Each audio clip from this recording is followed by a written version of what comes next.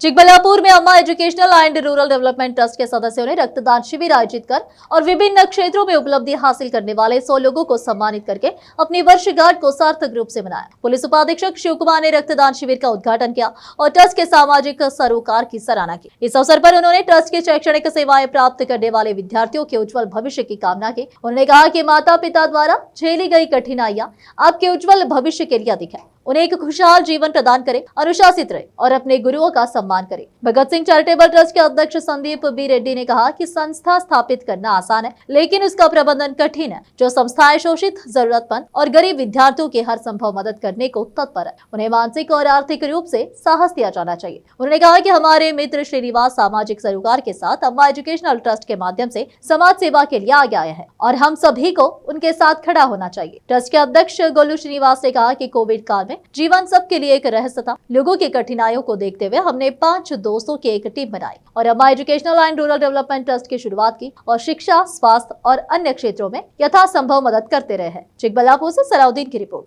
देश विदेश और स्थानीय समाचारों के लिए चैनल को लाइक, शेयर और सब्सक्राइब करना ना भूले। धन्यवाद।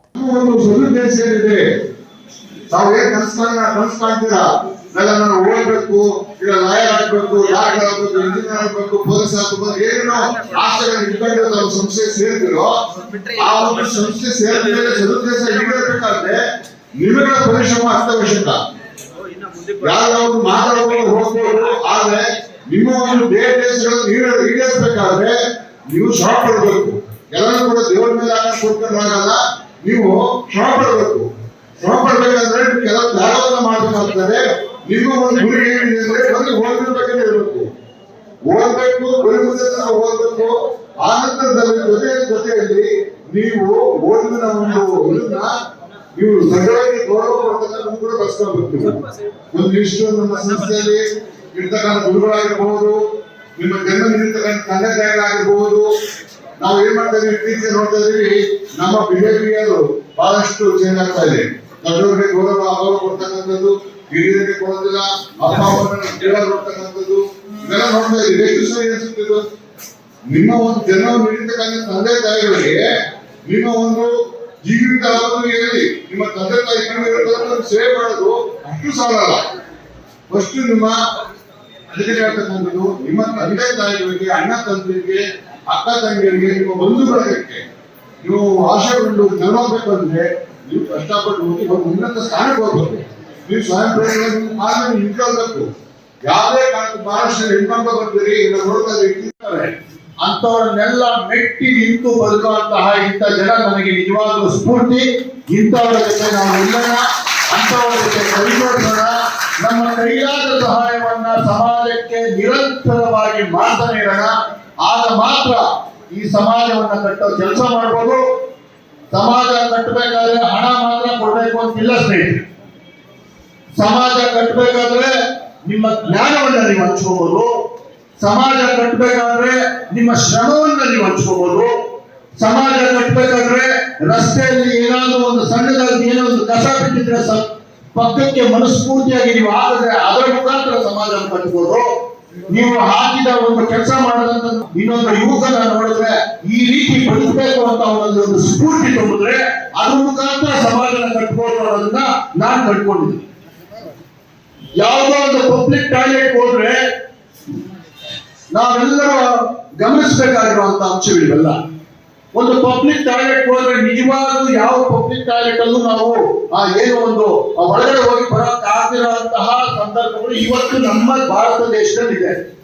ಯಾಕೆಂದ್ರೆ ನನಗೆ ಯಾಕೆ ಅನ್ನುವಂತಹ ಮನೋಭಾವ, ನನಗೇನಾಗಬೇಕು ಅಂತ ಮನೋಭಾವ, ಇನ್ನೊಬ್ಬ ನೀರು ಯಾಕೆ ಹೋಗಿಲ್ಲ ನಾನು ಯಾಕೆ ಹೋಗ್ಬೇಕು ಅನ್ನುವಂತಹ ಒಂದು ದಾಷ್ಟ, ಈ ರೀತಿಯ ಮನೋಭಾವವನ್ನು ನಾವು ಬಿಟ್ಟು ನಾನು ಬೇರೆಯವರಿಗಿಂತ ವಿಭಿನ್ನ, ನಾನು ಈ ಸಮಾಜಕ್ಕೆ ನನ್ನನ್ನು ಅರ್ಪಿಸ್ಕೊಂಡಿದ್ದೀನಿ, ನಾನು ಒಂದು ಏನೋ ಒಂದು ಗಲೀಜು ಮಾಡ್ಬಿಟ್ಟು ಬಂದ್ರೆ ಅದಕ್ಕೆ ನೀರಾಗಬೇಕು ಅನ್ನೋ ಒಂದು ಜವಾಬ್ದಾರಿ ಯಾವತ್ತು ನಮ್ಮ ಮೇಲೆ ಬರುತ್ತೆ.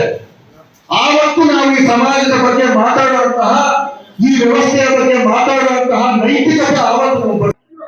ಈ ದಿನ 1 ವರ್ಷದ ವಾರ್ಷಿಕೋತ್ಸವದ ಪ್ರಯುಕ್ತವಾಗಿ ಚಿಕ್ಕಬಳ್ಳಾಪುರದಲ್ಲಿ ವಿವಿಧ ಕ್ಷೇತ್ರಗಳಲ್ಲಿ ಸಾಧನೆ ಮಾಡಿರುವಂತಹ ಸಾಧಕರಿಗೆ ಗೌರವಪೂರ್ವಕವಾಗಿ ಅವರಿಗೆ ಸನ್ಮಾನ ಕಾರ್ಯಕ್ರಮವನ್ನ ಏರ್ಪಡಿಸಿದ್ವಿ. ಜೊತೆಗೆ ರಕ್ತದಾನ ಶಿಬಿರವನ್ನ ಏರ್ಪಡಿಸಿದ್ವಿ. ಈ 5 ಜನರ ತಂಡ ಕನಸು ಏನಪ್ಪಾ ಅಂತಂದ್ರೆ 2019ರಲ್ಲಿ ಕೋವಿಡ್ ಅಂತ ಬಂದ ಸಂದರ್ಭದಲ್ಲಿ ತುಂಬಾ ಜನ ತಂದೆ ತಾಯಿನ ಮುಟ್ಲಿಲ್ಲ, ಅಣ್ಣ ತಮ್ಮನ ಮುಟ್ಲಿಲ್ಲ, ಊಟ ಸಿಗ್ಲಿಲ್ಲ.